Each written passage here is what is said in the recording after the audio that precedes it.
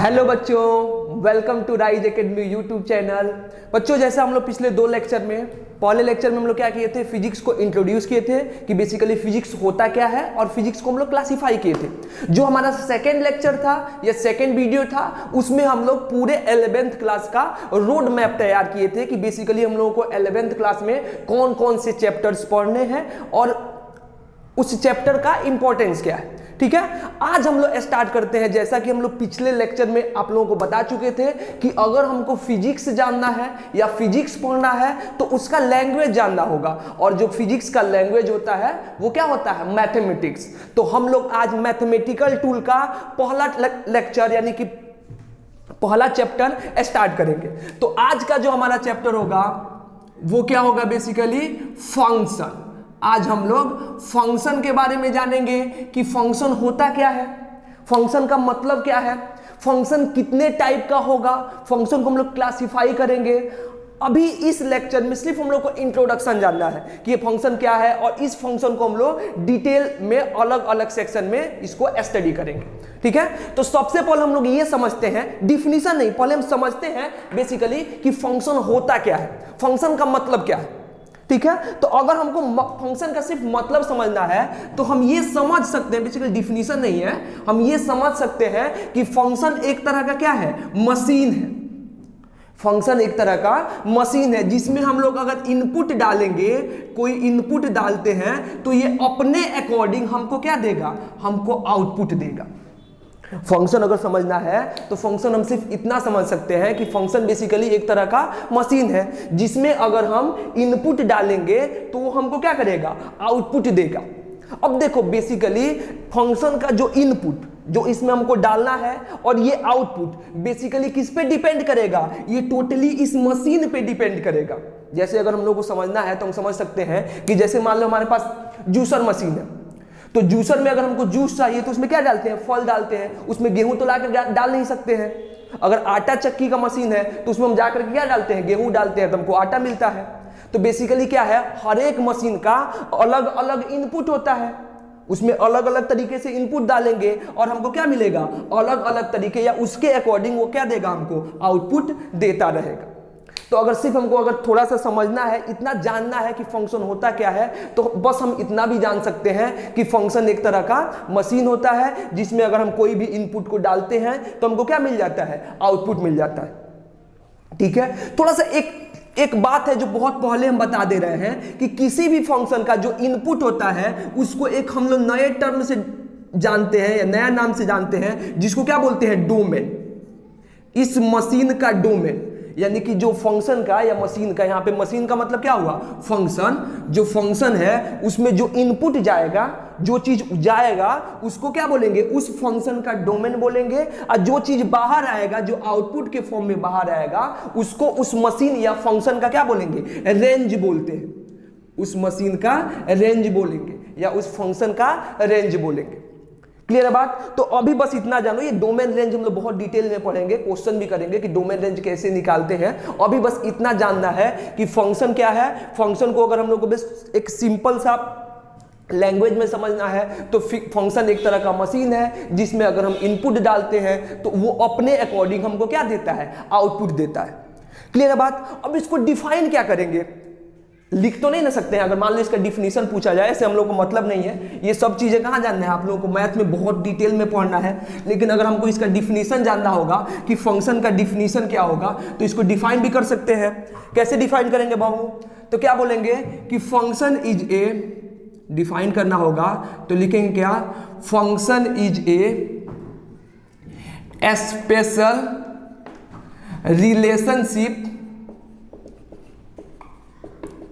relationship between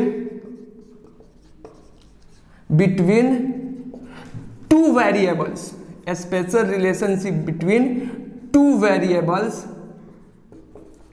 इस variables को क्या बोलते हैं, अभी हम लोग समझ चुके हैं। तो इस वेरिएबल को क्या बोलेंगे, input and output. Function basically क्या है, एक तरह का एक स्पेशल रिलेशनशिप है किसके किसके बीच, दो डिफरेंट वेरिएबल के बीच, और उस डिफरेंट वेरिएबल को हम लोग क्या बोलेंगे, उस वेरिएबल को हम लोग बोलते हैं इनपुट और आउटपुट। जो फंक्शन में डाला जाता है उसको क्या बोलेंगे, इनपुट। इसको हम लोग बोल सकते हैं एक तरह से इंडिपेंडेंट वेरिएबल, और जो आउटपुट आएगा वो क्या होगा, डिपेंडेंट वेरिएबल। अभी इसको समझाते हैं कि डिपेंडेंट वेरिएबल और इंडिपेंडेंट वेरिएबल क्या होता है। तो फंक्शन समझ में आया। फंक्शन का अगर डिफिनीशन जानना होगा तो ये समझेंगे कि function is a special relationship between two variables, जिसको क्या बोलेंगे, इनपुट और आउटपुट। समझना होगा, अगर हमको सिर्फ लैंग्वेज अपने हिसाब से समझना होगा या अपने दिमाग में रखना होगा बात कि फंक्शन होता क्या है, तो हम लोग ये समझ सकते हैं कि फंक्शन एक तरह का क्या है, मशीन है, जिसमें हम लोग इनपुट देंगे तो मशीन हमको क्या देगा, आउटपुट देगा। इतना बात क्लियर हुआ। अब ये बताओ कि अगर हमको ये जानना होगा कि फंक्शन को क्लासिफाई कैसे करेंगे या फंक्शन कितने टाइप का होगा, तो देखो अगर हम लोग को थोड़ा सा अगर अच्छे तरीके से फंक्शन को क्लासिफाई करें तो जो बेसिक फंक्शन होता है, बेसिक फंक्शन सिर्फ दो टाइप का होता है। अगर बेसिक फंक्शन को क्लासिफाई करना हो, इसको मिटा दें, रिलेशन इसका डिफिनीशन मिटा दें।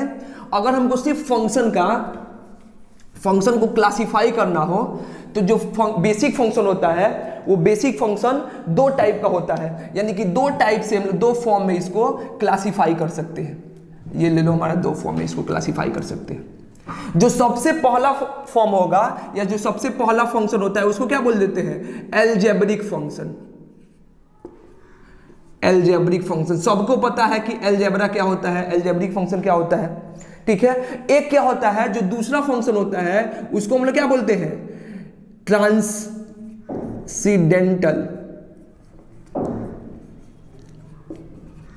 Transcendental function. एक हो गया अलजेब्रिक फंक्शन, आइए क्या हो जाएगा, ट्रांसीडेंटल फंक्शन। देखो अलजेब्रिक फंक्शन क्या है, अलजेब्रिक फंक्शन को अगर हम लोग फर्दर क्लासिफाई करें तो इसमें कौन कौन सा फंक्शन आएगा, इसको हम लोग चार पार्ट में क्लासिफाई करते हैं। अगर हमको अलजेब्रिक फंक्शन को फर्दर क्लासिफाई करना हो कि अलजेब्रिक फंक्शन कितने टाइप का होता है, तो उसको फर्दर हम लोग चार टाइप में क्लासिफाई कर सकते हैं। जो सबसे पहला फंक्शन होगा वो क्या होता है, पोलिनोमियल फंक्शन। सबको पता है पोलिनोमियल फंक्शन क्या होता है, पोलिनोमियल फंक्शन सबसे पहला जो फंक्शन होगा उसको हम लोग क्या बोलेंगे, उसको हम लोग पोलिनोमियल फंक्शन बोलेंगे।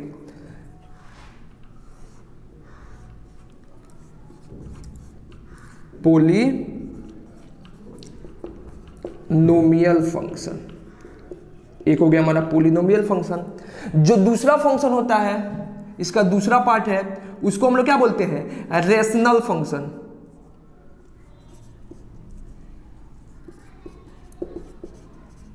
रेशनल फंक्शन एक हो गया रेशनल फंक्शन। और एक क्या हो जाएगा, जो अगला टाइप का होगा, तीसरा टाइप का होगा, उसको क्या बोलते हैं हम लोग, इरेशनल।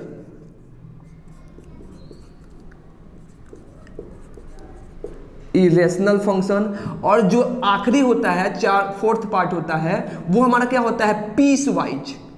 इसको क्या बोलते हैं, पीस वाइज फंक्शन। इसको बोलेंगे पीस वाइज फंक्शन, ठीक है। अब ये बताओ, देखो अलजेब्रिक फंक्शन से अगर नीचे आए हम लोग, अलजेब्रिक फंक्शन सबको पता है कि अलजेब्रिक फंक्शन क्या होगा। अगर फंक्शन से हम लोग पोलिनोमियल फंक्शन में आए तो पोलिनोमियल फंक्शन क्या होता है, पोलिनोमियल फंक्शन में लीनियर फंक्शन हो सकता है। जैसे आप लोग पढ़े हो यहाँ पे, like y is equal to कितना, मान लो हमारे पास क्या है, y इज इक्वल टू क्या हो जाएगा, x+2, या y इज इक्वल टू कितना हो गया, y इज इक्वल टू कितना हो गया, 3x। यहां पे देखो जो हमारा y है, y डायरेक्टली किस पे डिपेंड हो रहा है, x पे डिपेंड कर रहा है। ये क्या हो जाएगा, y जो डायरेक्टली किस पे डिपेंड है, x पे डिपेंड है। अगर यहाँ पे मान लो कि हम बोले कि ये बताओ अगर हम x का वैल्यू 0 लेते हैं तो y का वैल्यू कितना होगा, तो हम सबको ही बता सकते हैं, अगर x का वैल्यू यहाँ पे 0 रखेंगे तो y का वैल्यू कितना आ जाएगा, 2 आ जाएगा। तो ये वैल्यू क्या हो गया, 0,2, यानी कि जब x का वैल्यू 0 रख रहे हैं तो y का वैल्यू क्या मिल रहा है हमको, 2 मिल रहा है। वैसे ही अगर मान लो x का वैल्यू 1 रखेंगे, तो अगर x का वैल्यू यहाँ पे 1 रखते हैं, दूसरा वैल्यू x का, तो y का वैल्यू कितना आ जाएगा, y का वैल्यू 3 आ जाएगा। वैसे ही अगर x का वैल्यू कितना रखते हैं, -2 रखते हैं, अगर x का वैल्यू यहाँ पे -2 होगा तो y का वैल्यू कितना हो जाएगा, y का वैल्यू 0 हो जाएगा। तो यहाँ पे क्या देख रहे हैं कि जैसे जैसे x का वैल्यू चेंज हो रहा है वैसे वैसे क्या हो रहा है, y का वैल्यू चेंज हो रहा है। यानी कि जो y है वो किस पे डिपेंड कर रहा है, y जो है हमारा किस पे डिपेंड कर रहा है, x पे डिपेंड कर रहा है। तो हम लोग क्या बोलेंगे यहाँ पे, जो x है वो x हमारा इंडिपेंडेंट वेरिएबल हुआ। इस फंक्शन में x हमारा क्या हुआ, इंडिपेंडेंट वेरिएबल। इंडिपेंडेंट का मतलब क्या हुआ कि x का वैल्यू हम कुछ भी ले सकते हैं अपने हिसाब से, 0 लो, 1 लो, 2 लो, 3 लो, 5 लो, 8 लो, 10 लो, कुछ भी लो। और ये y जो है, y हमारा क्या हो जाएगा, y इस फंक्शन में डिपेंडेंट वेरिएबल होगा। डिपेंडेंट वेरिएबल का मतलब क्या हुआ कि जितना हम लोग x का वैल्यू रखेंगे उसमें 2 ऐड करेंगे तो वो किसके इक्वल हो जाएगा, y के इक्वल हो जाएगा। तो इस फंक्शन में y हमारा डिपेंडेंट वेरिएबल हो गया और x हमारा क्या हो गया, इंडिपेंडेंट वेरिएबल। इस टाइप के फंक्शन को हम लोग क्या बोलते हैं, लीनियर फंक्शन, जो किसका पार्ट है, पोलिनोमियल फंक्शन का पार्ट है। ठीक है, अगर पोलिनोमियल फंक्शन इतना डिटेल में नहीं जाना है, अगर हमको पोलिनोमियल फंक्शन को फर्दर क्लासिफाई करें तो यहाँ से आएगा power function, linear function, quadratic equation वगैरह, ये सब किस में आएगा, पोलिनोमियल फंक्शन में। क्लियर है बात। अगर मान लो यहाँ पे देखते हैं y इक्वल टू कितना हो जाए, 3x। यहाँ पे भी क्या करेंगे, अगर मान लो हम x का वैल्यू चेंज करेंगे, अगर x का वैल्यू मान लो कितना लेते हैं 0, तो y का वैल्यू कितना हो जाएगा 0। अगर x का वैल्यू लेते हैं 1 तो y का वैल्यू कितना हो जाएगा 3। x का वैल्यू लेंगे 2 तो y का वैल्यू कितना हो जाएगा 6। अगर x का वैल्यू लेंगे -2 तो y का वैल्यू कितना हो जाएगा -6। यानी यहां पे भी क्या है, x हमारा क्या है, इंडिपेंडेंट वेरिएबल। x हम अपने हिसाब से रख रहे हैं, जो x का वैल्यू है हम अपने हिसाब से कुछ भी रख सकते हैं। उसके अकॉर्डिंग हमको क्या मिलेगा, हमको y का वैल्यू मिलेगा और y को हम लोग क्या बोलेंगे, डिपेंडेंट वेरिएबल। क्लियर बात। अब चलो देखते हैं यहाँ पे ढंग से। अब क्या होगा, ये जो हमारा इंडिपेंडेंट वेरिएबल होता है, हमारा जो इंडिपेंडेंट वेरिएबल होता है, जिसमें हम लोग क्या रखते हैं, जिसमें किसी का वैल्यू रखेंगे, अपने हिसाब से वैल्यू रखेंगे, इस इंडिपेंडेंट वेरिएबल को हम लोग क्या समझ सकते हैं, हम लोग इनपुट की तरह समझ सकते हैं कि नहीं, कि इस फंक्शन में अगर हमको फंक्शन एक दिया है y इक्वल टू कितना, x+2, एक तरह का फंक्शन है। कौन सा फंक्शन है, लीनियर फंक्शन है। y इक्वल टू x+2 एक तरह का लीनियर फंक्शन है। उसमें x हमारा क्या हो गया, x का जो वैल्यू होगा वो क्या होगा, हमारा इनपुट होगा। x का वैल्यू क्या हो गया, इनपुट, यानी x में 0 रखेंगे तो y कितना मिलेगा 2, यानी आउटपुट हमको क्या मिला, 2 मिला। क्लियर बात। अगर x में 1 रखेंगे तो y का वैल्यू कितना मिला, 1 + 2 3, यानी आउटपुट कितना मिला 3। तो यहाँ पे 0 क्या हुआ, इनपुट। 0 को क्या बोल सकते हैं हम लोग, इनपुट। आइए हमको क्या मिल रहा है, आउटपुट। ये भी क्या हो गया, 1 हमारा क्या हो गया, इनपुट, और ये 3 क्या मिलेगा हमको, आउटपुट। ये -2 क्या हो गया, x का वैल्यू। यानी कि जो हमारा इंडिपेंडेंट वेरिएबल था, जो हम लोग उस फंक्शन में सब्स्टिट्यूट कर रहे थे अपने हिसाब से, वो हमारा क्या होगा, वो हमारा इनपुट होगा। और इनपुट को हम लोग क्या बोलते हैं, डोमेन बोलते हैं। बताएं अभी कि जो इनपुट होगा किसी भी फंक्शन में, जो हम इनपुट रखेंगे उसको क्या बोलेंगे, डोमेन। और जो हमको आएगा, जो मिलेगा हमको, जो फाइनल रिजल्ट आता है, उसको हम लोग क्या बोलते हैं, रेंज बोलते हैं। ठीक है, तो अभी रहने दो, अभी सिर्फ क्लासिफाई कर लो, उसके बाद एक एक करके हम लोग डिटेल में पढ़ेंगे। क्लियर है, इसको मिटा देते हैं। अब देखो, ये जो हमारा हो गया पोलिनोमियल फंक्शन। अगर पोलिनोमियल फंक्शन को हम लोग फर्दर एक्सप्लेन करें तो जो पोलिनोमियल फंक्शन होता है उसमें लीनियर फंक्शन आएगा, पावर फंक्शन आएगा, ऐसे ही बहुत सारा चीज आएगा। हमको नहीं जानना है, उतना डिटेल में नहीं जानना है, बस जान जाओ कि अगर अलजेब्रिक फंक्शन को एक बार क्या बोलेंगे, polynomial function.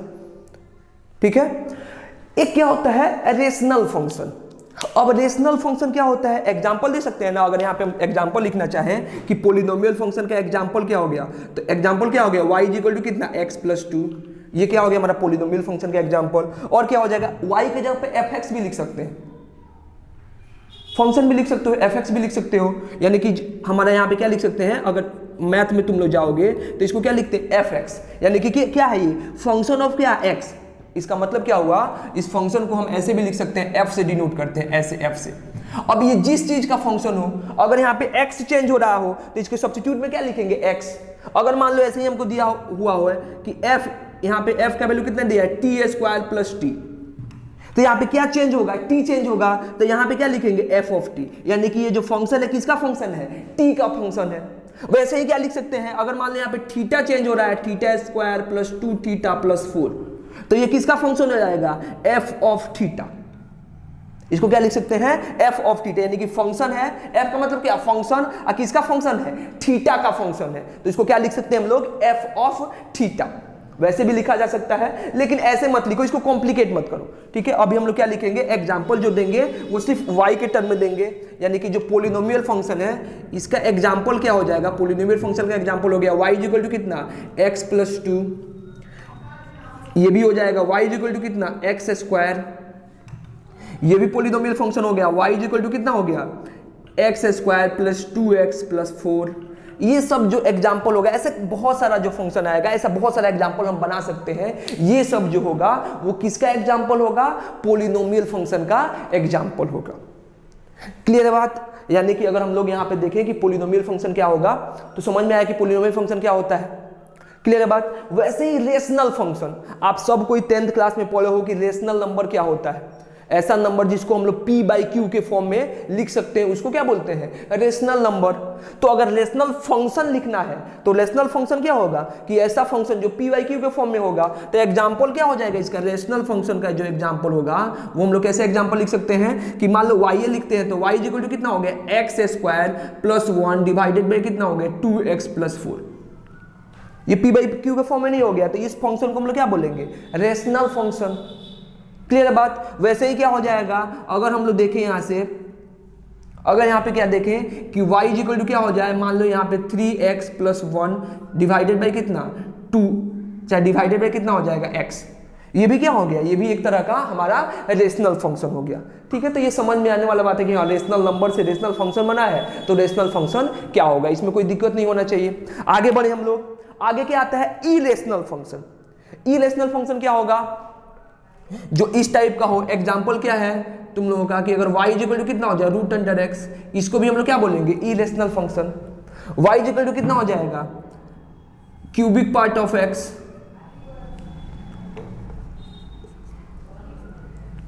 Root cube x, ये भी क्या हो गया, ये सब हमारा इरेशनल फंक्शन का एग्जाम्पल हो गया। ठीक है, तो इतना फंक्शन आप लोग जानते थे, इसके डिटेल में जानने की जरूरत नहीं है। ये जो हमारा आता है जो पीस वाइज फंक्शन होता है, ये एक नया फंक्शन है जो आप लोग बिल्कुल नहीं जानते हो कि बेसिकली पीस वाइज फंक्शन क्या होता है। ठीक है, तो पीस वाइज फंक्शन को सिर्फ यहां पे हम क्लासिफाई कर रहे हैं, और पीस वाइज फंक्शन के जितने टर्म होंगे उसको हम लोग डिटेल में पढ़ेंगे कि बेसिकली कि यहां पीस वाइज फंक्शन में एक फंक्शन आता है ग्रेटेस्ट इंटीजर फंक्शन, अभी पहली बार सुनने में आया है। एक होता है लीस्ट इंटीजर फंक्शन, और एक होता है फ्रैक्शनल पार्ट ऑफ फंक्शन। ठीक है, और एक होता है मॉडुलस फंक्शन। ठीक है, इस चारों को हम लोग थोड़ा सा डिटेल में पढ़ना होगा, क्योंकि ये पहली बार आया है, पहली बार सुनने में आया है। आप लोग पोलिनोमियल टर्म का नाम सुने हो बार बार, रेशनल का नाम बार बार सुनते हो, इरेशनल का नाम बार बार सुनते हो, लेकिन पीस वाइज जो है वो पहली बार आया होगा।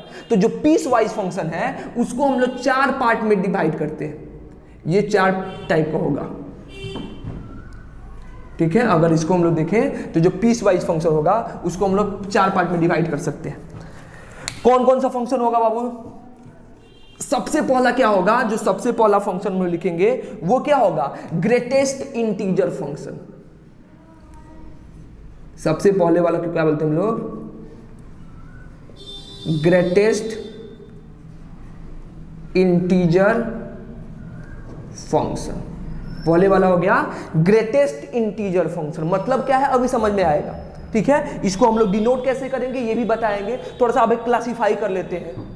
इसके बाद क्या आएगा, इसके बाद हमारा आएगा दूसरा जो होता है उसको हम लोग बोलते हैं लीस्ट इंटीजर फंक्शन। ये बेसिकली जो देखो, जो ग्रेटेस्ट इंटीजर फंक्शन हुआ और लीस्ट इंटीजर फंक्शन हुआ, दोनों एक ही टर्म है, एक ही चीज है। ठीक है, थोड़ा सा डिफरेंस है, एक में x का वैल्यू x प्लस 1 हो जाएगा, एक में 1 माइनस होगा। ठीक है, तो ये हो गया एक ग्रेटेस्ट इंटीजर फंक्शन, अभी समझने वाला बात है, आगे समझाएंगे। एक क्या होता है लीस्ट इंटीजर फंक्शन, एक को बोलेंगे हम लोग least integer function, greatest integer, least integer.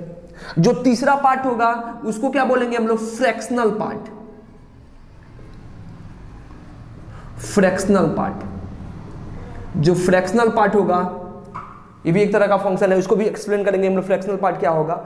और एक क्या होता है मॉडुलस फंक्शन, जो इसका चौथा पार्ट है वो क्या होगा, modulus function. Greatest integer, least integer, और एक हो जाएगा हमारा मॉडुलस फंक्शन, जिसको आप लोग मॉड जानते होंगे। ठीक है, अगर पढ़े होगे तो उसको हम लोग शॉर्ट फॉर्म में क्या बोलते हैं, मॉड बोलते हैं। ठीक है, जो ये हमारा ट्रांसडेंटल फंक्शन होता है, इसको अगर हम लोग क्लासीफाई करें तो ये क्या होगा, सबसे पहले क्या होगा, जो सबसे पहला पार्ट होगा ट्रांसलेशनल फंक्शन का, वो हमारा क्या होता है, ट्रिगोनोमेट्रिक फंक्शन।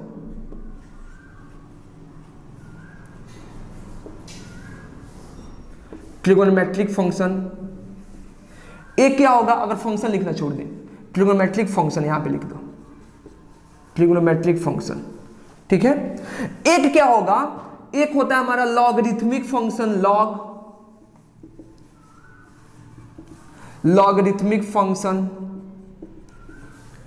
ठीक है, एक क्या होगा, जो इसका अगला पार्ट होगा, वो क्या होता है, एक्सपोनेंशियल फंक्शन,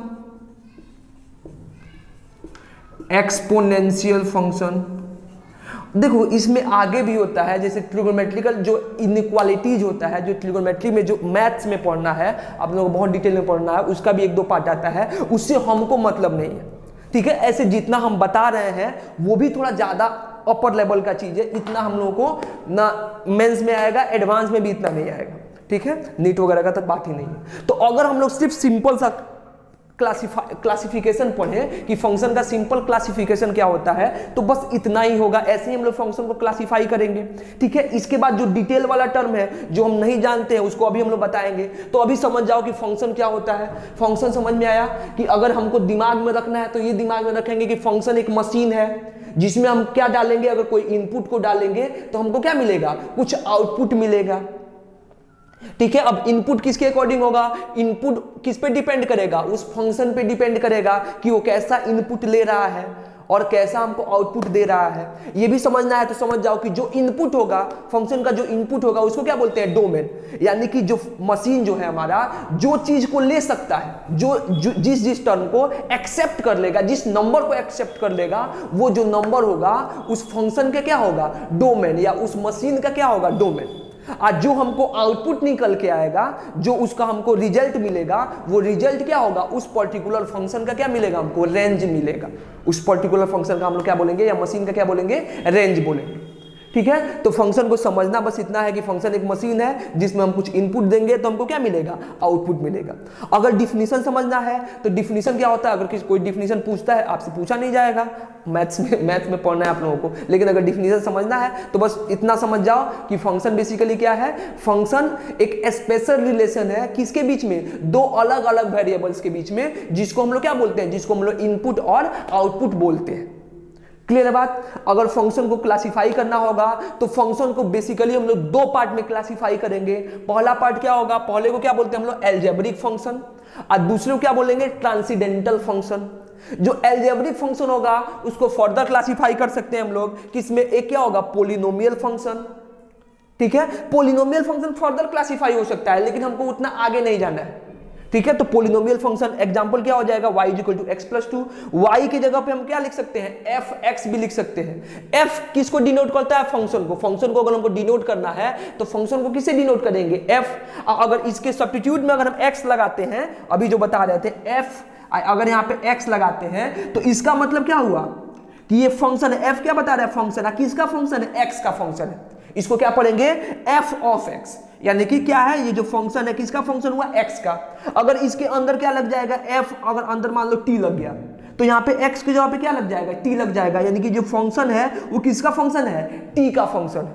तो एक लिखने का पैटर्न होता है, तरीका होता है। अगर मान लो कि कहीं क्वेश्चन में आ गया कि f ऑफ x या f ऑफ t या f ऑफ थीटा, तो इसका मतलब क्या हुआ, तो वहां पे पैनिक नहीं होना है। इसका मतलब क्या है कि जो हम लोग यहाँ पे y से डिनोट कर रहे हैं, वही y क्या है, वही y को वो f of x, f of t या f ऑफ थीटा के फॉर्म में लिख दिया है। क्लियर है बात। तो ये क्या हो गया हमारा, y equal to x plus 2, y equal to x square, और y equal to x square plus 2x plus 4। ये सब क्या हो गया, हमारा पोलिनोमियल फंक्शन का एग्जांपल हुआ। एल्जेब्रिक फंक्शन में एक क्या आ जाएगा, रेशनल फंक्शन। रेशनल फंक्शन का मतलब क्या हुआ कि ऐसा फंक्शन जो p बाई क्यू के फॉर्म में हो, एंड डिवाइड के फॉर्म में हो, तो एक्स स्क्वायर प्लस 1 क्या लिख सकते हैं यहाँ पे, x square plus 1 divided by 2x plus 4। ये एक टाइप का क्या हो गया, टाइप का हमारा रेशनल फंक्शन हो गया। वैसे नीचे भी यानी कि p बाई क्यू डिवाइड के फॉर्म में जो होगा फंक्शन, उसको क्या बोलेंगे, रेशनल फंक्शन। एक इरेशनल फंक्शन, इरेशनल नंबर भी आप लोगों को पता है, वैसे ही निकल के आता है irrational function y equal to x, y equal to x का पावर 1/3, ये सब क्या हो गया हमारा इरेशनल फंक्शन। अब यहां से आता है पीस वाइज फंक्शन। देखो इसका जो डिफिनीशन है वो हमको पता है, नाम जो है वो डिफाइन कर रहा है पीस वाइज, ऐसा फंक्शन जो पीस में क्या होता है टूटा हुआ होता है, टुकड़ों में बटा हुआ होता है, छोटे छोटे पीस में हमको बटा हुआ मिलेगा, उस फंक्शन को क्या बोलेंगे पीस वाइज फंक्शन। ऐसा फंक्शन जो छोटे छोटे टुकड़ों में मिलता है, कंटिन्यूअसली नहीं मिलता है, ठीक है। जब इसका ग्राफ पढ़ेंगे तो ज्यादा क्लियर होगा बात कि बेसिकली हाँ पीस वाइज का मतलब क्या हुआ। पीस वाइज मतलब क्या हुआ, छोटे छोटे टुकड़े में। तो पीस वाइज फंक्शन जो होता है वो कितने टाइप का होगा, 4 टाइप का देखेंगे। एक क्या होगा greatest integer function, greatest integer. एक क्या होगा लीस्ट इंटीजर। एक क्या होगा फ्रैक्शनल पार्ट। और एक क्या होगा मॉडुलस फंक्शन, ठीक है। ये हमारा क्या हुआ पीस वाइज फंक्शन, इसको अभी डिटेल में हम लोग पढ़ रहे हैं कि क्या होता है। इसके बाद आएगा ट्रांसेंडेंटल फंक्शन। ट्रिग्नोमेट्रिक फंक्शन सबको पता है, sine theta, cos theta, tan theta, ये सब फंक्शन जो है, इसका जो फंक्शन होगा वो उस फंक्शन को हम लोग क्या बोलेंगे ट्रिग्नोमेट्रिक फंक्शन। ये लॉगरिथमिक फंक्शन, एक होता है लॉगरिथमिक फंक्शन, ये भी आप लोग पहली बार सुने हो, ठीक है, कि लॉगरिथमिक फंक्शन क्या है। इसका बेसिक डिटेल हम बता देंगे, ठीक है। जो मैथ्स वाले होंगे, जो भी मैथ्स के बच्चे हैं, उनको पता है कि लॉगरिथम क्या होता है और उनको पढ़ना भी बहुत अच्छे तरीके से। अगर जिसको ज्यादा डिटेल में लॉगरिथम के बारे में पढ़ना है या लॉगरिथमिक फंक्शन के बारे में पढ़ना है तो आप लोग इसी चैनल पे राइज एकेडमी के जो मैथ्स का वीडियो है, mathematics part 1, logarithm part 1, logarithm part 2 को आप अच्छे से देख सकते हो। वहां से आपको लॉगरिथम का कंसेप्ट आराम से क्लियर हो जाएगा, ठीक है, अगर डिटेल में जानना है। उसके बाद आता है एक्सपोनेंशियल फंक्शन, ठीक है, एक तरह का एंटी लॉग होता है, उल्टा होता है, ठीक है। तो ये क्या होगा इसके बारे में हम लोग जानेंगे। इसके बारे में अगर ज्यादा डिटेल में जानना है तो जो हम लोग बाइनोमियल थ्योरम पढ़ेंगे, जब मैथमेटिकल टूल का जो सबसे आखिरी टॉपिक बताए थे, या जो सबसे आखिरी चैप्टर मान लो या ब्रांच मान लो, ठीक है, जो हम लोग को पढ़ना था वो बाइनोमियल थ्योरम पढ़ना था। तो उसमें हम लोग जानेंगे कि एक्सपोनेंशियल फंक्शन को एक्सपेंड कैसे करेंगे, इसका वैल्यू कैसे निकालेंगे। क्लियर है। तो ये हमारा क्या हुआ, ये बेसिकली फंक्शन का एक्सपेंशन मतलब सॉरी क्लासिफिकेशन हुआ कि फंक्शन को हम लोग क्लासिफाई कैसे करेंगे। क्लियर है बात। अब हम लोग क्या देखते हैं, ये सब चीजों के बारे में हमको पता है, रेशनल इरेशनल तक। अब हम लोग जानते हैं पीस वाइज फंक्शन में ये ग्रेटेस्ट इंटीजर फंक्शन का मतलब क्या है, होता क्या है greatest integer function. Least integer function का मतलब क्या हुआ, फ्रैक्शनल पार्ट क्या है, मॉडुलस फंक्शन क्या है। पहले इसको जानते हैं, थोड़ा सा लॉगरिथम और एक्सपोनेंशियल फंक्शन के बारे में जानते हैं, जिसको हम लोग अभी तक नहीं जानते थे। क्लियर बात। तो चलिए हम लोग स्टार्ट करते हैं, इसको रब कर दें, रब कर दें इसको। चलो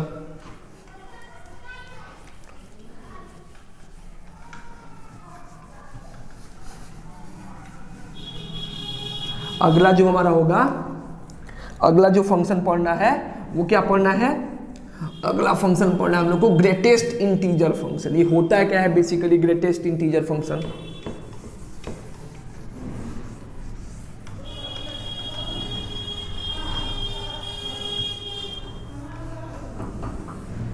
देखो सबसे पहले समझो होता क्या है हम लोग को। देखो बेसिकली यहाँ पे डिफिनीशन वगैरह पे नहीं जाएंगे कि क्या होता है, मैथ्स में तुम लोग ज्यादा अच्छे से समझना कि इसको कैसे डिफाइन करेंगे। अभी समझो कि होता क्या है, और डिफिनीशन से हमको मतलब भी नहीं है। तो हम लोग क्या जानेंगे, सबसे पहले जानते हैं कि ये जो हमारा ग्रेटेस्ट इंटीजर फंक्शन होता है, सॉरी बहुत छोटा हो गया,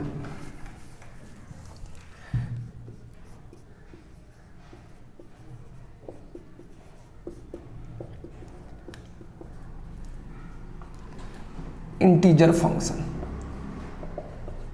देखो किसी भी अगर मान लो हमको जो ग्रेटेस्ट इंटीजर फंक्शन होता है उसको हम लोग एक सिंबल होता है ऐसे बिग ब्रैकेट, जो बिग ब्रैकेट का सिंबल होता है उसी से हम लोग क्या करते हैं डिनोट करते हैं, बिग ब्रैकेट से डिनोट करते हैं। यानी कि अगर मान लो हमारे पास कोई एक वेरिएबल है x, उसका हमको क्या लिखना है, ये ग्रेटेस्ट इंटीजर फंक्शन। ऐसे एक हमारा क्या है सिंबल वेरिएबल है x, उसको हम लोग क्या लिखे हैं, ऐसे एक सिंबल में लिखे हैं, बिग ब्रैकेट के फॉर्म में लिखे हैं, ठीक है।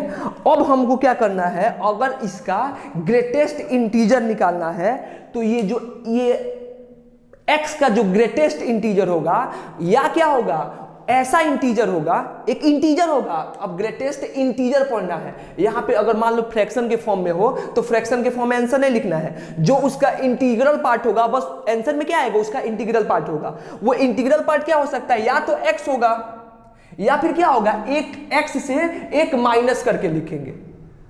ठीक है, अब समझो बात को कैसे हम लोग लिखते हैं कि एज्यूम कर लो, अभी एग्जांपल से ही समझते हैं। इसका एग्जांपल ले लो कि मान लो हमारे पास क्या है, कोई एक नंबर है। फॉर एग्जांपल एक नंबर कितना हो गया 2.4, एक नंबर हो गया 2.4, x था, हम लोग बोले थे ना कि मान लो ग्रेटेस्ट इंटीजर के अंदर क्या है, x है, x कोई वेरिएबल है। अब वेरिएबल मान लो कितना हो गया 2.4, अब हमको क्या निकालना है, इसका ग्रेटेस्ट इंटीजर निकालना है। अब ग्रेटेस्ट इंटीजर जो है, ये जो ब्रैकेट है तभी हटेगा जब इसका आंसर क्या आएगा, इंटीजर। इसका आंसर इंटीजर क्या हो सकता है, अब देखो 2 इंटीजर है, अब 0.4 क्या है, वो तो फ्रैक्शन हुआ, इसका 0.4 फ्रैक्शन हुआ, तो इंटीजर इसका क्या लिखेंगे 2 लिखेंगे। तो इसका आंसर कितना हो जाएगा, हम लोग डायरेक्ट इसका आंसर कितना लिख सकते हैं 2, क्या कि इसमें इंटीजर कितना हुआ 2 हुआ, तो इसका आंसर कितना हो जाएगा 2। समझ आया बात। वैसे ही क्या होगा, अगर मान लो हमको दिया हुआ है 1.1, अब इसका क्या लिखना है, ग्रेटेस्ट इंटीजर, तो 1.1। अब इसके देखो इसमें हमारा इंटीजर कितना है 1, 1.1 में इंटीजर कितना हुआ 1, तो हमारा आंसर कितना हो जाएगा 1। क्लियर है बात। अगर वैसे ही हमको लिखना है कि मान लो यहाँ पे कितना है 0.1, तो यहाँ पे हमारा ग्रेटेस्ट इंटीजर का वैल्यू कितना हो जाएगा 0। अगर मान लो यहाँ पे हमको क्या लिखा है -1.1, अब बताओ इसका ग्रेटेस्ट इंटीजर कितना हो जाएगा, तो इसका ग्रेटेस्ट इंटीजर क्या लिखेंगे -2, -1 नहीं लिखेंगे बुआ, ये -1.1। देखो ये बताओ -2 में और -1 में कौन छोटा है, -2 छोटा है, तो यहाँ पे छोटा नंबर लिखेंगे। ठीक है, नंबर सिस्टम में जो इससे छोटा नंबर होगा, इंटीजर होगा, उसको लिखेंगे। तो यहाँ पे इसका आंसर कितना होगा -2। क्लियर हुआ। तो कोई भी वेरिएबल होगा, अब मान लो अगर सिर्फ इंटीजर आ जाता है, फॉर एग्जांपल मान लो हमको क्या दिया है, इंटीजर, ग्रेटेस्ट इंटीजर निकालना है फंक्शन किसका 2 का, तो 2 खुद क्या है, 2 खुद एक इंटीजर है, तो इसका ग्रेटेस्ट इंटीजर कितना हो जाएगा 2। ठीक है, वैसे ही हमारा क्या है, मान लो यहाँ पे -2 या -4, इसका ग्रेटेस्ट इंटीजर कितना हो जाएगा -4। क्लियर है बात। यानी कि ग्रेटेस्ट इंटीजर फंक्शन क्या होता है कि किसी भी वेरिएबल में जो इंटीग्रल पार्ट होगा उसी को ये बाहर देगा, जो इंटीजर होगा उसको बाहर देगा, और 2.4 में जो पहले हमारा इंटीजर होता है उसी को लेगा। ये फ्रैक्शनल को क्या करेगा, रीड नहीं करेगा, और आंसर क्या देगा, जो भी वैल्यू होगा, जो इंटीजर आएगा, मान लो इससे बड़ा जो इंटीजर है उसमें एक कम कर लो, यानी इससे बड़ा इंटीजर क्या है, इससे बड़ा इंटीजर क्या है 3 में से एक कम करेंगे कितना हो जाएगा 2। 1.1 से बड़ा इंटीजर क्या होगा, 1.1 में बड़ा इंटीजर क्या होगा 2 में से 1 माइनस करेंगे तो कितना आ जाएगा 1। 0.1 में बड़ा इंटीजर क्या है 1 में से 1 माइनस करेंगे कितना हो जाएगा 0। -1.1 में बड़ा इंटीजर क्या है -1 में से -1 माइनस करेंगे तो कितना हो जाएगा -2। ठीक है, 2 खुद इंटीजर है तो 2, -4 खुद इंटीजर है तो कितना हो जाएगा -4। तो इस फंक्शन को हम लोग क्या बोलते हैं, ग्रेटेस्ट इंटीजर फंक्शन। क्लियर हुआ बात। यानी कि किसी भी वेरिएबल में अगर मान लो हमारे पास ये बॉक्स लग जाए, जिसको बोले कि एक जो बॉक्स है वो ग्रेटेस्ट इंटीजर है, तो उसका आंसर क्या होगा, तो आंसर हम लोग कैसे निकालेंगे, आंसर क्या होगा, उस जो वेरिएबल में जो इंटीजर होगा उस इंटीजर को लिख देना है, वही इंटीजर हमारा क्या हो गया, उस वेरिएबल का ग्रेटेस्ट इंटीजर होगा। सिमिलरली क्या लिख सकते हैं, सिमिलरली अगर हमको लिखना है कि यहां पे लीस्ट इंटीजर फंक्शन क्या होगा,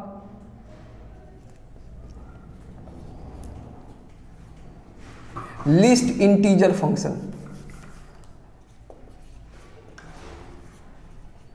लीस्ट इंटीजर फंक्शन क्या होगा, तो लिख सकते हैं हम लोग लीस्ट इंटीजर फंक्शन क्या होगा। देखो लीस्ट इंटीजर फंक्शन को भी हम लोग ऐसे ही डिनोट करते हैं, जैसे हम लोग ग्रेटेस्ट इंटीजर फंक्शन को लिखते हैं वैसे ही क्या होता है लीस्ट इंटीजर फंक्शन। यहां पे बस क्या होता है कि ये जो इससे बड़ा वाला नंबर होता है उसी को लिख देना होता है। जैसे 2.4 में का अगर हमको लीस्ट इंटीजर लिखना होगा तो आंसर कितना हो जाएगा 3, आंसर कितना हो जाएगा 3, क्योंकि ये जो नंबर है 3 से लीस्ट है। यानी कि अगर एग्जांपल लेना है कि हमको लीस्ट इंटीजर निकालना है कितना, अगर मान लो ऐसे ही दिया है 2.4 का क्या निकालिए, लीस्ट इंटीजर फंक्शन, तो लीस्ट इंटीजर इसका कितना हो जाएगा 3। ठीक है, वैसे ही हमको दिया है कि 1.1 का लीस्ट इंटीजर फंक्शन निकालिए, तो इसका लीस्ट इंटीजर फंक्शन कितना हो जाएगा 2। वैसे ही हमको दिया है कि मान लो 0.1 का लीस्ट इंटीजर निकालिए, तो इसका लीस्ट इंटीजर कितना हो जाएगा 1। अगर हमको क्या दिया है -1.1 का लीस्ट इंटीजर निकालिए, तो इसका लीस्ट इंटीजर कितना हो जाएगा -1। अगर इसमें भी मान लो कोई इंटीजर आ जाए, जैसे 2 का लीस्ट इंटीजर कितना होगा 2, -4, तो -4 का लीस्ट इंटीजर कितना हो गया -4। इसमें कोई फ्रैक्शनल पार्ट है ये नहीं है, इसमें कोई फ्रैक्शनल पार्ट नहीं है। तो अगर फ्रैक्शनल पार्ट नहीं है, अगर कोई फ्रैक्शनल पार्ट नहीं है तो जो इंटीजर है वही क्या होगा, इस ब्रैकेट से बाहर निकल के आएगा। तो समझ में आया बात। ग्रेटेस्ट इंटीजर फंक्शन किसको बोलेंगे या लीस्ट इंटीजर। देखो नाम पे मत जाना, अगर नाम पे जाओगे तो गड़बड़ हो जाएगा। ग्रेटेस्ट इंटीजर माने जो फंक्शन है, जो फंक्शन दिया हुआ है वो ग्रेट है, इससे छोटा इंटीजर निकालना है तो इसके छोटा इंटीजर लिख देंगे। जो फंक्शन दिया वो ग्रेटेस्ट है तो उससे छोटा इंटीजर लिखना है। तो 2.4 में छोटा इंटीजर क्या होगा 2, बड़ा इंटीजर क्या होगा 3, तो बड़ा इंटीजर क्या हो गया लीस्ट, ये हमारा लीस्ट इंटीजर है। तो इस सॉरी जो फंक्शन दिया वो लीस्ट इंटीजर है, इस फंक्शन का हमको क्या निकालना है, इसका बड़ा वैल्यू लेना है। जो इंटीजर चाहिए उससे लीस्ट होना चाहिए। तो जो इंटीजर क्या होगा हमारा 3 इंटीजर हुआ, उससे लीस्ट कितना है 2.4 जो दिया हुआ है। ठीक है, तो ग्रेटेस्ट इंटीजर ये हुआ और लीस्ट इंटीजर फंक्शन ये हुआ। क्लियर है बात। देखो ज्यादा पूछता नहीं है, लेकिन अगर बहुत अच्छे लेवल का जो क्वेश्चन आता है, मे बी कभी कभी एडवांस वगैरह में जो क्वेश्चन आते हैं उसमें ये दे देता है, 1-2 क्वेश्चन में दिया हुआ है कि हाँ ग्रेटेस्ट इंटीजर के कांसेप्ट का यूज है और लीस्ट इंटीजर फंक्शन के कांसेप्ट का यूज है। इसीलिए बताना जरूरी था कि ये ग्रेटेस्ट इंटीजर का फंक्शन क्या होता है और लीस्ट इंटीजर फंक्शन क्या होता है। इसके बाद क्या आता है फ्रैक्शनल पार्ट। इसके बाद हम लोग किसको डिफाइन करेंगे, फ्रैक्शनल पार्ट। मिटा दे इसको, चलिए आगे हम लोग बढ़ते हैं।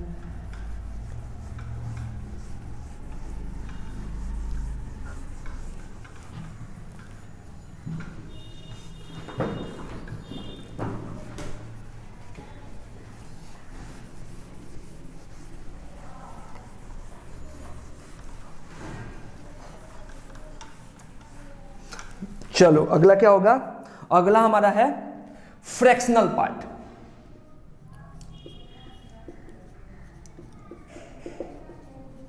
फ्रैक्शनल पार्ट, ये फ्रैक्शनल पार्ट क्या होता है। देखो फ्रैक्शनल पार्ट को अगर हमको डिनोट करना है तो इसको ऐसे मिडिल ब्रैकेट से डिनोट करेंगे। ये हमारा मिडिल ब्रैकेट से डिनोट होता है फ्रैक्शनल पार्ट। देखो कोई भी वेरिएबल है, एज्यूम कर लो कि हमारे पास एक वेरिएबल है x, उसका जो फ्रैक्शनल पार्ट होता है वो किसके इक्वल होता है, किसी भी वेरिएबल का जो फ्रैक्शनल पार्ट होगा वो फ्रैक्शनल पार्ट किसके इक्वल होगा, x माइनस उसका ग्रेटेस्ट इंटीजर ऑफ x के इक्वल होगा। जो किसी भी फंक्शन का जो फ्रैक्शनल पार्ट होगा वो किसके इक्वल होगा, x जो वैल्यू है उसमें से किसको माइनस कर देंगे, उस वेरिएबल का जो ग्रेटेस्ट इंटीजर होगा, अगर उसको हम लोग माइनस करेंगे तो हमको क्या मिल जाएगा, उस वेरिएबल का फ्रैक्शनल पार्ट मिल जाएगा। यानी कि अगर हमको डिफाइन करना है फ्रैक्शनल पार्ट को तो फ्रैक्शनल पार्ट कैसे डिफाइन होगा, ऐसे डिफाइन होगा। एग्जाम्पल लेकर के थोड़ा समझते हैं इसको कि मतलब क्या है इसका। अगर मान लो हमको दिया है एग्जाम्पल है कितना, अगर 2.1 है, बोला है कि इसका फ्रैक्शनल पार्ट क्या होगा, तो अगर हमको समझना है ऐसे तो ये बताओ, खुद दे के बताओ कि इसमें फ्रैक्शन कितना है। 2.1 में हमको फ्रैक्शन कितना मिलेगा, फ्रैक्शन कितना है 0.1, तो इसका फ्रैक्शन कितना हो गया 0.1। वैसे ही अगर पूछा जाए कि अगर मान लो हमारे पास कितना है 4.3, इसका फ्रैक्शनल पार्ट कितना होगा, तो इसका फ्रैक्शन कितना हो गया 0.3, तो आंसर हम लोग कितना लिख सकते हैं 0.3। अरे 4 तो इंटीजर हो गया, फ्रैक्शन में क्या है, पॉइंट के बाद क्या है 3, तो इसका आंसर कितना हो जाएगा 0.3। वैसे ही अगर पूछा जाए कि अगर मेरे पास कितना है 5.1 या 5.9, तो इसका फ्रैक्शनल पार्ट कितना हो गया 0.9। तो ये तो हम समझ सकते हैं डायरेक्ट। अब डिफिनीशन से भी देखेंगे तो आंसर कितना आएगा, इतना ही आएगा। चलो हम लोग देखते हैं। हम लोग क्या जानते हैं कि जो फ्रैक्शनल पार्ट होता है किसी भी फंक्शन का वो क्या होता है, x माइनस क्या, उस फंक्शन का ग्रेटेस्ट इंटीजर। ये ना फॉर्मूला होता है, देखो ये फॉर्मूला है या ये डिफिनीशन है, ये समझ जाओ, ये डिफिनीशन है। अब इस पे देखो कि आंसर 0.1 ही आना चाहिए। फ्रैक्शनल पार्ट का वैल्यू कितना दिया है हमको, 2.1 दिया हुआ है फ्रैक्शनल पार्ट का वैल्यू। अब ये बताओ यहाँ पे x का वैल्यू क्या है, x का वैल्यू कितना हो गया 2.1, समझना नहीं है, माइनस क्या लिखेंगे, ग्रेटेस्ट इंटीजर ऑफ कितना 2.1। अब देखो यहां से कितना हो जाएगा 2.1 माइनस 2.1 का ग्रेटेस्ट इंटीजर, लिस्ट इंटीजर नहीं ग्रेटेस्ट इंटीजर, कितना हो जाएगा 2, तो आंसर कितना हो गया 0.1। वही तो आया जो हम लोग पहले लिखे थे। अब देखो जो हम लोगों को फिजिक्स में क्वेश्चन अगर आएगा, जो बेसिक क्वेश्चन है वो तो इससे ही बन जाएगा, इसी टाइप का होगा। हम बस समझ लेना है कि जो फ्रैक्शन में होगा वही क्या हो गया, इसका फ्रैक्शनल पार्ट हो गया। अगर तुम मैथमेटिक्स में जाओगे तो तुमको ये समझना जरूरी है कि जो फ्रैक्शनल पार्ट होता है वो x minus greatest integer x के इक्वल होता है। क्यों? क्योंकि ऐसे ऐसे क्वेश्चन आएंगे जो ऐसे डायरेक्ट नहीं दिखेंगे, आपको इस फॉर्म में लिखना होगा। हम इसलिए इसको लिखे कि अगर हमको इसका ग्राफ बनाएंगे, देखो फिजिक्स में ग्राफ बहुत इंपॉर्टेंट है। अगर आपको ग्राफ आएगा, जितना फंक्शन है सारे फंक्शन का आपको ग्राफ आता है, ग्राफ को ट्रांसफॉर्म करना आता है, तो आप क्वेश्चंस को इजीली सॉल्व कर सकते हो या अच्छे से सॉल्व कर सकते हो। क्या कि अभी के रिसेंट टाइम में जितने हमारे मेंस और एडवांस के क्वेश्चन, मतलब बेसिकली क्वेश्चन जो आया है उस पर ग्राफिकल अप्रोच का क्वेश्चन बहुत ज्यादा आया है। ठीक है, तो इसीलिए आपको ग्राफ सबका जानना बहुत जरूरी है। इसीलिए इसका डिफिनीशन, छोटा छोटा डिफिनीशन लिखना है। नहीं तो डायरेक्ट हम लोग इतना भी लिख सकते थे, इससे मतलब नहीं था। डायरेक्ट मतलब फ्रैक्शन का मतलब क्या हुआ कि उस वेरिएबल में जो फ्रैक्शन पार्ट कितना है, डायरेक्ट उसका आंसर लिख दो। इसका देखो 4.3 डायरेक्ट लिख सकते हैं। क्या हो जाएगा, हमको फ्रैक्शनल पार्ट निकालना है कितना, 4.3 का आएगा कितना, हमको पता है 0.3। कैसे आएगा, चलो x का वैल्यू कितना दिया है 4.3, x का वैल्यू कितना दिया है 4.3, माइनस कितना हो जाएगा ग्रेटेस्ट इंटीजर ऑफ 4.3, तो कितना हो गया 4.3 माइनस कितना हो गया 4, तो आंसर कितना हो गया 0.3। ठीक है, तो ऐसे करके हम लोग क्या कर सकते हैं, लिस्ट बेसिकली फ्रैक्शनल पार्ट को भी डिफाइन कर सकते हैं। क्लियर हुआ बात? तो ये क्या हुआ, fractional part function, greatest integer समझ में आया, लिस्ट इंटीजर पढ़ लिए और फ्रैक्शनल पार्ट पढ़ लिए। एक क्या होता है मॉडुलस फंक्शन, एक हम लोग क्या पढ़ना है इसमें, इसी के बाद इधर पढ़ लेते हैं। अगला हमको क्या पढ़ना है, अगला हमको पढ़ना है मॉडुलस फंक्शन। इसको किसे डिनोट करते हैं, इसको हम लोग ऐसे डिनोट करते हैं मॉड। इसको क्या पढ़ते हैं, ये डबल लाइन को क्या पढ़ते हैं, डबल लाइन के बीच में जो होता है उसको क्या पढ़ते हैं, मॉड पढ़ते हैं। मॉड का मतलब क्या है, अगर हमको सिर्फ मतलब समझना है तो मॉड क्या है, मॉड समझो एक ऐसा मशीन है कि इसके अंदर कुछ भी डालोगे ये क्या करेगा, उसको पॉजिटिव कर देगा, चाहे निगेटिव हो या पॉजिटिव हो। अगर उसके अंदर कुछ भी डालोगे हमेशा वो क्या करेगा, हमेशा उसका पॉजिटिव आंसर देगा। ये आप लोग पढ़े हुए होंगे मे बी। चलो अगर इसका एग्जांपल ले ले कि अगर मान लो हमको -5 का मॉड कितना होगा +5, सबको पता है। अगर +5 है इसका मॉड भी क्या होगा +5। अगर मान लो -3 है इसका मॉड क्या होगा, इसका मॉड भी 3। और यहां पे क्या होगा, अगर मान लो +3 है तो इसका भी मॉड कितना हो जाएगा 3, प्लस 0.4 है इसका भी मॉड कितना हो जाएगा 0.4, -0.4 है तो इसका मॉड भी कितना हो जाएगा +0.4। यानी सिर्फ क्या करता है, इसके अंदर कुछ भी डालोगे उस वैल्यू को क्या कर देगा, ये पॉजिटिव बना देगा। ये समझना है हमको, बस इतना समझना है, इससे ज्यादा कुछ नहीं समझना है। लेकिन अगर इसको डिफाइन करें कि ऐसा सर होता क्यों है, क्यों ये निगेटिव वैल्यू को पॉजिटिव बना देता है, तो इसके लिए इसका डिफिनीशन जानना होगा कि बेसिकली ये मॉड एक्सपेंड कैसे होता है। तो देखो जो मॉड एक्स होता है उसको अगर हम लोग डिफाइन करेंगे तो ऐसे डिफाइन होता है कि अगर मान लो हमारे पास कोई वेरिएबल है मॉड एक्स, अगर हमको इसको डिफाइन करना होगा तो ये कैसे डिफाइन होगा, देखो मॉड एक्स का वैल्यू डायरेक्ट क्या खुलेगा एक्स, मॉड एक्स का जो आंसर है वो डायरेक्ट क्या मिलेगा हमको, एक्स मिलेगा इफ एक्स इज क्या होगा पॉजिटिव और इक्वल टू 0। ये पॉजिटिव लिखो ना, डायरेक्ट इक्वल टू समझ में आएगा। ये समझ में आएगा कि मतलब 0 से बड़ा मतलब क्या हुआ पॉजिटिव, 1 2 0.1 0.2 5 10 15 कुछ भी, अगर कुछ भी डालोगे तो अपने दिमाग में ये समझो कि उसका आंसर क्या है, जैसा है 0 से बड़ा है तो जैसा x दिया है वैसा ही x लिख दो। क्लियर बात? अगर x का वैल्यू क्या होगा, अगर यहां पे लिखेंगे इफ x इज क्या निगेटिव, अगर x निगेटिव होगा तो x के पहले क्या लगा दो, खुद -x लगा दो, तो x के पहले माइनस लगा देना है। अब मान लो कि -0.2 है, जो हमारा -0.2 होगा वो क्या है, वो तो निगेटिव वैल्यू है, 0 से छोटी है। तो क्या करेंगे, जब हमारा मॉड खुलता है तो उसके पहले ऑलरेडी क्या होता है माइनस लगा होता है, तो माइनस इंटू क्या हो जाएगा -0.2, और दोनों माइनस माइनस मल्टीप्लाई होकर क्या हो जाता है पॉजिटिव। इसीलिए हमारा जब भी निगेटिव टर्म भी रखते हैं मॉड के अंदर तो हमको क्या मिलता है, पॉजिटिव आंसर मिलता है। फॉर एग्जांपल देखो यहाँ पे, अगर डिफिनीशन से हम लोग अब इसका एग्जांपल देखते हैं, थोड़ा सॉल्व करते हैं कि अगर मान लो कि हमारे पास क्या है मॉड एक्स, अब मॉड एक्स का वैल्यू कितना दिया है मॉड 5, जो 5 है वो 0 से बड़ा है कि 0 से छोटा है, देखो 0 से बड़ा है तो डायरेक्ट इसका आंसर क्या हो जाएगा x, और इसका x का वैल्यू कितना दिया है 5, तो आंसर कितना हो गया 5। अब क्या होगा, अगर मान लो यहाँ पे मॉड के अंदर -4 है, अब यहाँ पे x देखो, x 0 से छोटा है कि 0 से बड़ा है, 0 से छोटा है, यानी x का वैल्यू 0 से छोटा है, तो इसका आंसर कितना हो गया -1, तो माइनस बाहर लगा दो और x का वैल्यू कितना दिया है -4, अब माइनस माइनस कितना हो जाएगा +4। तो ये मैथमेटिकल इसका डिफिनीशन हुआ। वैसे ही लिख सकते हैं कि अगर मान लो यहाँ पे -1 0 से छोटा है कि बड़ा है, 0 से छोटा है, तो 0 से छोटा है तो आंसर कितना हो जाएगा -x लिखना है, और x का वैल्यू कितना है -1, तो कितना हो जाएगा माइनस माइनस कितना हो गया +1। क्लियर हुआ बात? तो अगर हमको सिर्फ फिजिक्स में जानना है या इतना मतलब होना चाहिए कि मॉड x, तो मॉड समझो कि एक फंक्शन है कि जिसके अंदर कुछ भी डालोगे हमको क्या मिलेगा, हमको पॉजिटिव रिजल्ट मिलेगा। -2 डालेंगे फिर भी आंसर 2 मिलेगा, +2, और +2 डालेंगे फिर भी आंसर कितना मिलेगा +2। क्लियर बात? तो ये एक फंक्शन है या एक मशीन है जिसमें कुछ भी डालोगे, कोई भी इनपुट डालोगे, निगेटिव या पॉजिटिव, तो हमको रिजल्ट क्या मिलेगा, रिजल्ट सिर्फ पॉजिटिव नंबर मिलेगा, निगेटिव नहीं मिलेगा। क्लियर हो बात? तो ये हमारा हुआ मॉडुलस फंक्शन।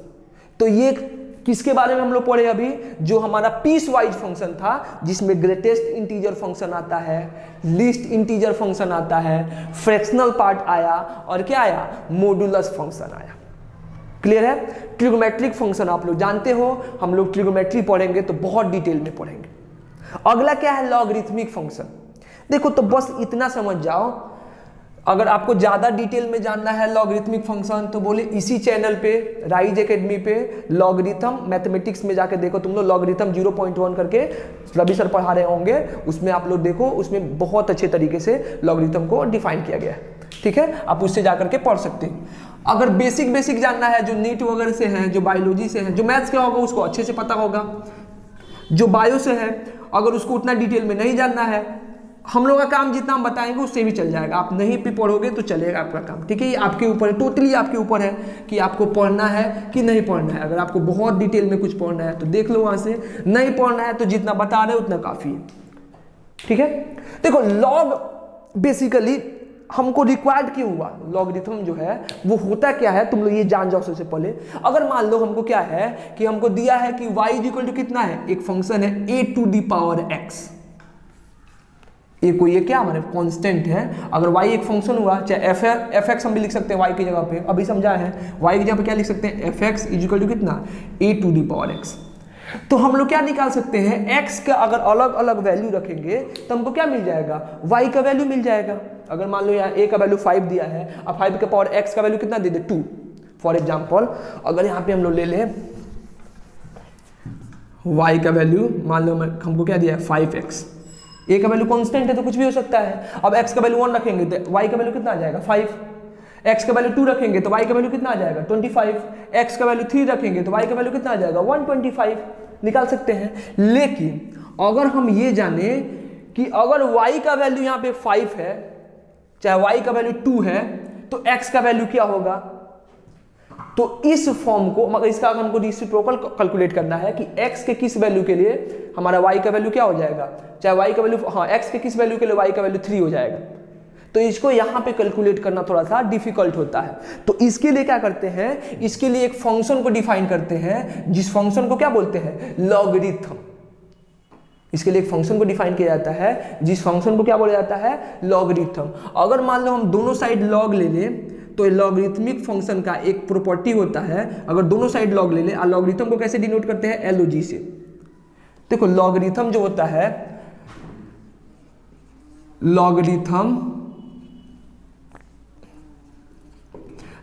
को हम लोग 2 टाइप से लिखेंगे। एक क्या होता है, इसको अगर डिनोट करना है तो एक LOG से लिखते हैं लॉग, एक किससे लिखते हैं, एक LN से लिखते हैं। ठीक है, अब देखो बाबू, जो मैथ्स वाले बच्चे हैं वो थोड़ा ध्यान से देखें इसको। फिजिक्स में जितने लोग फिजिक्स वाले हैं उसमें हम लोग डायरेक्ट LOG लिखेंगे और LN लिखेंगे। ठीक है, तो आप लोग समझ में आ जाएगा आप लोगों को। कभी कभी क्या, जो मैथ्स का कुछ बुक है जैसे लाइक RD शर्मा, वो क्या LN टर्म यूज नहीं करता है, वो LN टर्म यूज नहीं करता है। ये लॉग का मतलब हुआ कि इसके बेस का में क्या है, इसके बेस में 10 है। लॉग का मतलब हुआ है कि इसके बेस में 10 है। ज्यादा डिटेल में तुम बस समझो कि यहाँ पे 10 लिखा हुआ है। LN का मतलब क्या हुआ, LN को तुम ऐसे भी लिख सकते हो कि LOG, अब बेस में क्या है, E, यहाँ पे 10 है, यहाँ पे क्या लिखा हुआ है, E लिखा हुआ है। दोनों में रिलेशन क्या होता है, तो हम लोग इतना जानेंगे कि जो हमारा ln होता है यानी कि log बेस e होता है वो किसके इक्वल होता है 2.303 इंटू किसके इक्वल log 10 इसके इक्वल होता है। यानी कि अगर हमको ln 5 दिया है, हमको पूछा है कि ln 5 का वैल्यू निकालिए, हमको log 5 का वैल्यू पता है, तो क्या करेंगे log 5 में 2.303 से मल्टीप्लाई करेंगे तो हमको क्या मिल जाएगा ln 5। बस इतना याद रखो, जब क्वेश्चन आएगा तो हम इसका एप्लीकेशन सिखा देंगे कि इसको कैसे अप्लाई करना है। बस इतना याद रखो कि लॉगरिथम जो है, लॉग जो है उसको दो टाइप से डिनोट करेंगे। एक क्या हो जाएगा, एक हमारा log हो जाएगा, जब इसको बेस 10 लिखते हैं तो log लिखते हैं, और यहाँ ln क्या लिखेंगे जब इसका बेस कितना हो जाएगा e। ठीक है, तो इसी को हम लोग log लिख रहे हैं यहाँ पे log। तो log की प्रॉपर्टी क्या होती है कि अगर इसके अंदर कुछ दिया है और उसके पावर में है कुछ, जैसे कि a के पावर x, तो ये पावर को क्या करेगा, पावर को अपने नीचे खींच के लाएगा, अपने नीचे इजीली खींच के लेकर के आ सकता है। a के पावर x है तो x कहाँ आ जाएगा, मल्टीप्लाई में आ जाएगा। तो यहाँ से क्या हो जाएगा log y is equal to कितना हो जाएगा x इंटू कितना हो जाएगा log a। तो यहाँ से x बराबर कितना हो जाएगा log y डिवाइडेड बाई कितना हो गया log a। तो यहाँ से हम लोग क्या निकाल सकते हैं, y के अलग अलग वैल्यू के लिए x का वैल्यू इजीली कैलकुलेट कर सकते हैं। तो इस टाइप के फंक्शन को सॉल्व करने के लिए हम लोग क्या लेते हैं, हम लोग log का यूज करते हैं। हमको नहीं जानना है इतना डिटेल में, तुम बस जानो कि लॉगरिथम एक फंक्शन होता है जिसको दो फॉर्म में लिखते हैं, एक log अगर बेस 10 होगा, एक क्या ln यानी कि log बेस क्या रहेगा e रहेगा। दोनों में रिलेशन क्या होता है, तो हमारा जो ln होगा यानी कि log बेस e है वो किसके इक्वल होता है 2.303 इंटू कितना log 10 के इक्वल होता है। क्लियर बात। वैसे ही होता है एक और फंक्शन होता है जिसको हम लोग क्या बोलते हैं एक्सपोनेंशियल फंक्शन। एक्सपोनेंशियल फंक्शन अगला जो होगा उसको हम लोग क्या बोलेंगे एक्सपोनेंशियल फंक्शन। ये एक्सपोनेंशियल फंक्शन क्या होगा, इसको कैसे डिनोट करते हैं, इस फंक्शन को e to the power x के फॉर्म में डिनोट करते हैं। e के पावर x को क्या बोलते हैं एक्सपोनेंशियल फंक्शन। अब इसमें x का अलग अलग वैल्यू के लिए इसका आंसर कितना आएगा, जैसे कि मान लो हमको दिया है y इज इक्वल टू कितना e के पावर x, अब x बराबर मान लो 1 हो जाए तब y का वैल्यू कितना होगा, x बराबर 2 हो जाए, 3 हो जाए, 4 हो जाए। तो इसको हम लोग जब बाइनोमियल थ्योरम पढ़ेंगे तो इसका एक एक्सपेंशन आता है, एक फॉर्मूला आता है, डायरेक्ट हम लोग इसका फॉर्मूला बताएंगे कि e का पावर x का फॉर्मूला क्या है। देखो फॉर्मूला लिखने के लिए यहाँ पे भी लिख देंगे, लेकिन उसमें एक टर्म आता है फैक्टोरियल करके जो फिर बाउंस करने लगेगा। ठीक है, फिर उसके लिए फैक्टोरियल हमको बताना पड़ेगा। तो बस अभी इतना जानो कि एक्सपोनेंशियल का मतलब क्या हो, y इक्वल टू e के पावर x, यानी कि y इक्वल टू e के पावर x को एक फंक्शन जानते हैं या फंक्शन के फॉर्म में लिखेंगे जिसको क्या बोलेंगे एक्सपोनेंशियल फंक्शन बोलेंगे। ठीक है, तो अभी जो हमारा आज का लेक्चर हुआ अभी तक उसमें हम लोग क्या क्या जाने, सबसे पहले जाने कि बेसिकली फंक्शन होता क्या है। क्लियर बात, फंक्शन समझ में आया कि फंक्शन क्या होता है। दूसरा क्या जाने कि फंक्शन को कैसे हम लोग क्लासिफाई करेंगे, algebraic function, transcendental function. Algebraic function को फर्दर कैसे क्लासिफाई कर सकते हैं, तो एल्जेब्रिक फंक्शन फर्दर कैसे क्लासिफाई होता है, एल्जेब्रिक में क्या आएगा हमारा polynomial function, rational function, irrational function, piecewise function. Polynomial को भी हम लोग फर्दर क्लासिफाई कर सकते हैं लेकिन नहीं करेंगे, उतना डिटेल में नहीं जानना है, लेकिन पीस वाइज को क्लासिफाई करना जरूरी है क्योंकि हम लोग नहीं जानते हैं उसको अच्छे तरीके से। तो पीस वाइज को हम लोग कितने पार्ट में क्लासिफाई किए थे, 4 पार्ट में। कौन कौन सा हुआ था, greatest integer, least integer, fractional part और क्या हुआ था मॉड्यूलस फंक्शन। क्लियर है बात। इसके बाद हम लोग क्या पढ़े थे कि जो ट्रांसलेशनल फंक्शन है वो कितने पार्ट में होगा। तो ट्रांसलेशनल फंक्शन क्या आया था, पहले ट्रिगोमेट्रिक फंक्शन जो हम सबको पता है, जो हम लोग ट्रिगोमेट्री पढ़ेंगे तो डिटेल में पढ़ेंगे। ठीक है, अगले के अगला जो लेक्चर होगा उसमें। उसके बाद क्या आएगा, उसके बाद हम लॉगरिथमिक फंक्शन, बस लॉग समझ में आना चाहिए कि लॉग होता क्या है। हम लोग को बस इतना ही जानना है, इससे ज्यादा नहीं जानना है लॉग में, इससे ज्यादा आएगा ही नहीं। और अगर फिर भी किसी को नहीं, हमको सर पंडित बनना है इस टॉपिक का, तो आप लोग मैथमेटिक्स में लॉगरिथम देख सकते हो। अभी मैथमेटिक्स में भी लॉगरिथम ये स्टार्ट हुआ है, ठीक है, तो उसका भी वीडियो देख सकते हो। तो ये हमारा लॉगरिथमिक में आ जाएगा। लॉग एक 2 टाइप का होगा, एक लॉग जिसका बेस 10 होगा, एक ln जिसका बेस लॉग का बेस कितना होगा e होगा। दोनों में रिलेशन क्या होता है, ln इक्वल टू कितना हो जाएगा 2.303 इंटू लॉग। ठीक है। एक्सपोनेंशियल फंक्शन एक टाइप का फंक्शन होगा, पावर फंक्शन होता है, पावर नहीं, सॉरी गड़बड़ हो गया, एक तरह का है जिसका पावर में क्या हो जाएगा, वेरिएबल टर्म आने लगे, तो y इक्वल टू कितना हो जाए, e के पावर x। इसका हम लोग वैल्यू निकालेंगे जब हम लोग बाइनोमियल थ्योरम पढ़ेंगे, तो इसका हम पूरा फॉर्मूला लिखेंगे, प्रूफ तो नहीं करेंगे लेकिन उस टाइम फॉर्मूला लिखेंगे या उस टाइम वैल्यू निकालना सिखाएंगे, उस टाइम समझ में आएगा, ठीक है, क्या हम लोग उस वक्त फैक्टोरियल वगैरह के बारे में पढ़ चुके होंगे, ठीक है। तो आज के लिए इतना ही रहने देते हैं, बेसिक इंट्रोडक्शन। क्या है कि अगर हम इसमें फिर अगर जाएं सबका डोमेन रेंज, अगला जो हमारा लेक्चर होगा वो किस पे आएगा, डोमेन रेंज, जो फंक्शन का इनपुट होता है कि क्या क्या दे सकते हैं। अब देखो हर टाइप का फंक्शन, अभी समझाए ना कि फंक्शन का मतलब क्या हो, मशीन। अब तुम ये बताओ कि जैसे कि मान लो कि हम जाते हैं कि ये जो गन्ना निकालने वाला मशीन, गन्ना का जूस निकालने वाला मशीन होता है, ठीक, उसमें जाकर के हम लोग क्या रखें, उसमें गेहूं जाकर के डालें, तो क्या हमको मिलेगा आउटपुट, नहीं मिलेगा, या वो एक्सेप्ट करेगा, एक्सेप्ट ही नहीं करेगा। तो बेसिकली होता क्या है कि हर एक फंक्शन जो होता है वो अपने अकॉर्डिंग, अपने हिसाब से इनपुट को सेलेक्ट करता है, किसी भी इनपुट को सेलेक्ट नहीं करता है, और अपने हिसाब से क्या देता है, हमको आउटपुट देता है। तो हमको ये जानना है कि अलग अलग जो फंक्शन हो, जैसे पोलिनोमियल फंक्शन हुआ, एल्जेब्रिक फंक्शन हुआ, लॉगरिथमिक फंक्शन हुआ, एक्सपोनेंशियल फंक्शन हुआ, रैशनल फंक्शन, इरेशनल फंक्शन, अलग अलग टाइप का जो फंक्शन है, वो जो फंक्शन है वो क्या इनपुट लेगा और हमको क्या आउटपुट देगा। इनपुट लेगा उसको हम लोग क्या बोलेंगे, डोमेन, और जो आउटपुट देगा उसको हम लोग क्या बोलेंगे, रेंज। तो बेसिकली हम लोग अगले लेक्चर में पढ़ेंगे कि डोमेन क्या होता है, रेंज क्या होता है। डिफिनीशन तो अभी समझ में आया है, अगले लेक्चर में पढ़ेंगे कि उसका क्वेश्चन करेंगे, ठीक है, कि हाँ मान लो कि y इक्वल टू x, इसका डोमेन क्या होगा, रेंज क्या होगा, y equal to x square, इसका डोमेन रेंज क्या होगा, y equal to log x, e के पावर x, इस सब का डोमेन और रेंज क्या होगा, ठीक है। तो ये सब जो है अभी पढ़ेंगे तो बहुत लंबा लेक्चर हो जाएगा, लेंदी हो जाएगा, तो हम लोग नेक्स्ट लेक्चर में पढ़ते हैं। नेक्स्ट लेक्चर में हम पढ़ेंगे फंक्शन में जो रिलेटेड चीज है उसका डोमेन रेंज निकालना, बेसिक फंक्शन का जिसका निकाल सकते हैं, डोमेन रेंज निकालेंगे, उस पर कुछ क्वेश्चन करवाएंगे, कुछ क्वेश्चन आप लोगों को देंगे भी कि आप डोमेन रेंज का क्वेश्चन करके आओ, ठीक है। अब बाकी हम लोग अगले लेक्चर से, उसके बाद वाले लेक्चर से ट्रिग्नोमेट्रिक फंक्शन स्टार्ट करेंगे, ठीक है। तब तक के लिए आज के लिए इतना ही, सेफ रहिए, लॉकडाउन का पालन कीजिए, ऑल द वेरी बेस्ट।